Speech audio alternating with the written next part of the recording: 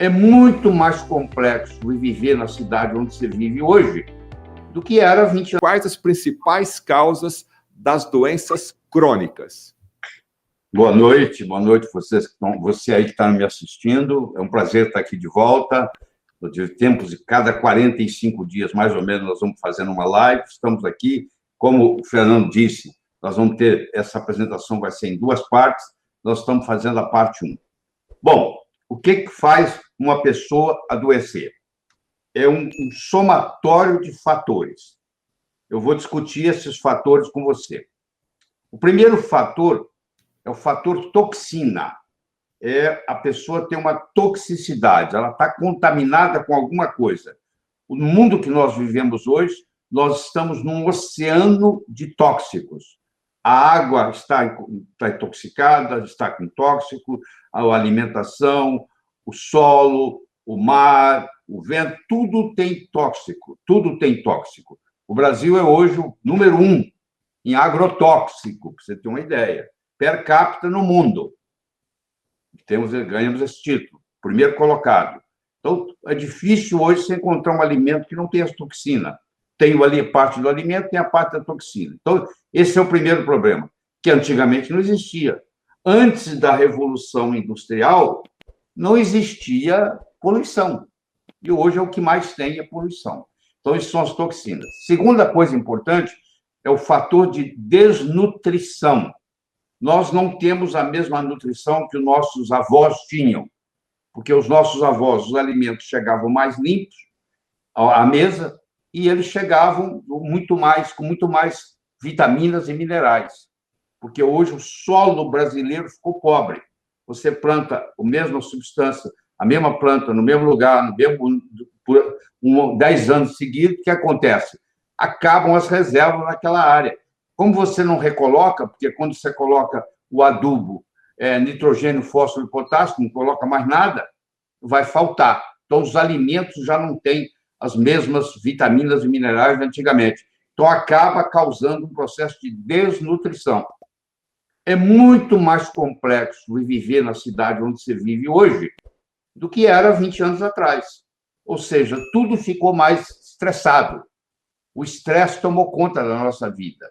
Então, nós vivemos o tempo todo estressado, principalmente se você mora numa cidade grande. É o estresse para ir trabalhar, é o estresse para voltar do trabalho, é o estresse no trabalho, e isso contribui sobremaneira para o aparecimento de doenças. A outra coisa importante para a doença é infecção e infestação.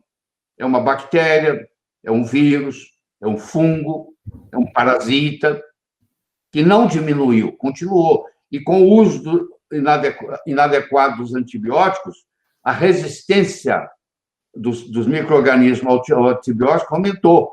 Então, nós temos mais esse problema ainda. E, por último, eu gostaria de citar, respondendo essa pergunta, que é a poluição eletromagnética. Vai chegar aí agora o 5G. Nós já temos no Brasil o 4G. O 5G vai fazer um grande avanço tecnológico. Mas nós vamos pagar um preço muito grande por isso, porque agora nós vamos ter muito mais radiação que vão nos incomodar, que é do 5G, que está sendo estudada já. Você combina tudo isso, você combina a desnutrição, você combina os tóxicos, você combina a poluição eletromagnética, e etc., etc., você vê o que acontece. Se você não tiver com um organismo muito saudável, se você não tiver com uma imunidade muito boa, você vai acabar ficando doente. Doutor Laílio, eu acompanho o seu trabalho já há muito tempo e eu percebo que o senhor usa muitas metáforas nas suas explicações. Por que o senhor usa essas metáforas? E nos dê um exemplo aí de uma metáfora poderosa. Pois não? É verdade, eu uso muita metáfora. A metáfora é o modo de você ensinar uma coisa complexa de uma forma simples. Como é que você vai ensinar para um sapo que nunca saiu da lagoa como é a onda do mar? Você só pode fazer isso metaforicamente. Como é que você vai ensinar para um indivíduo no planeta Terra como que é o mundo espiritual depois da morte? Metaforicamente, o que Jesus fazia? Jesus contava histórias, ele contava parábolas, e através da parábola, que é uma metáfora, ele ensinava. Então, eu procuro trazer as metáforas para o mundo médico. e facilita tremendamente, como nós vamos ver aqui agora. Deixa eu, você pediu para eu dar um exemplo de uma metáfora. Sim. Uma metáfora que eu gosto muito é a metáfora do bambu. Primeiro que o bambu é muito flexível. Aliás, um dia Charles Darwin estava no jantar e alguém, para desafiá-lo, perguntou para ele: Sr. Darwin, se o senhor pudesse resumir toda a sua teoria da evolução numa frase, o que o senhor diria? E ele respondeu: não são as espécies mais fortes ou mais inteligentes que vão sobreviver, são aquelas com a maior capacidade de adaptação.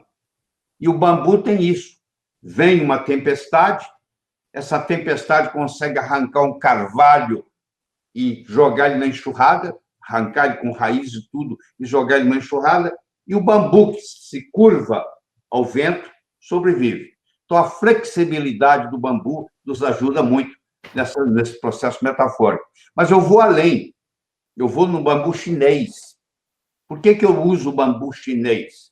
Porque o bambu chinês é o seguinte, você pode ir na internet, você vai ter vários artigos lá sobre o bambu chinês. O bambu chinês, você planta ele, no primeiro ano ele não dá nada, no segundo ano ele não dá nada, no terceiro ano não dá nada, no quarto ano ele não dá nada, no quinto ano, dependendo do bambu, ele pode crescer de 12 a 25 metros.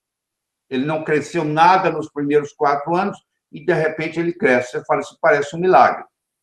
Se você for ver o que está abaixo da terra, as raízes estão crescendo para dar o sustento para esse bambu no quinto ano ir de 12 a 25 metros.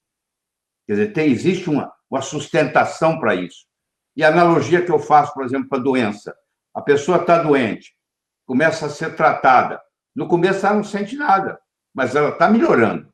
Ela está melhorando, de repente ela melhora. Aí, de repente, ela sara.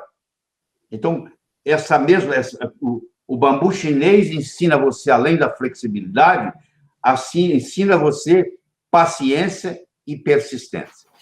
Entendeu? Por isso que eu gosto de usar metáfora, porque no momento que eu acabei de contar para você a história do bambu chinês. Se você não tivesse escutado ela antes, se é a primeira vez que você está escutando, primeiro você já está interessado em ir para a internet pesquisar, e acho que mesmo que você morra de velhice, você vai sempre lembrar da metáfora do bambu chinês.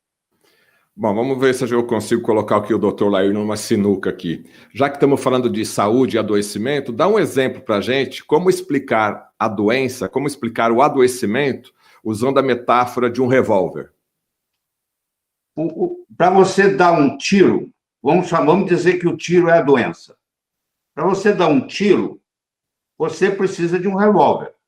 Se você não tiver um revólver, não tem jeito de você dar tiro, concorda? Sim. O revólver seria a predisposição à doença. Essa predisposição pode ser genética ou pode ser epigenética, mas tem que ter uma predisposição. Mas só a predisposição não é suficiente.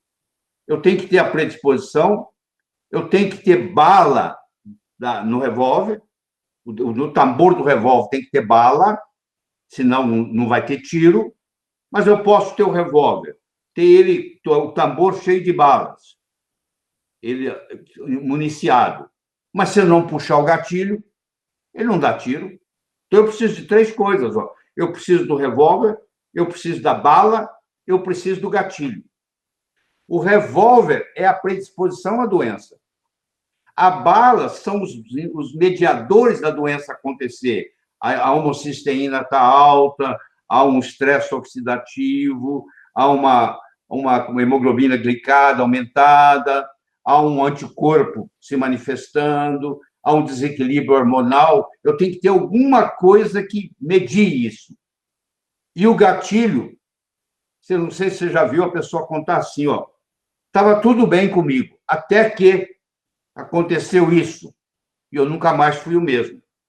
Até que eu peguei uma infecção e nunca mais me curei. Até que eu caí do cavalo e engordei 11 quilos. Até que o meu carro capotou e eu nunca mais fui o mesmo. Então, isso o que é? Isso é o gatilho.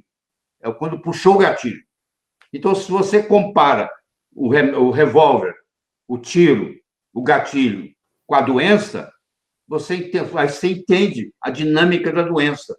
Por que um adoeceu, o outro não adoeceu? Por causa da predisposição genética e epigenética.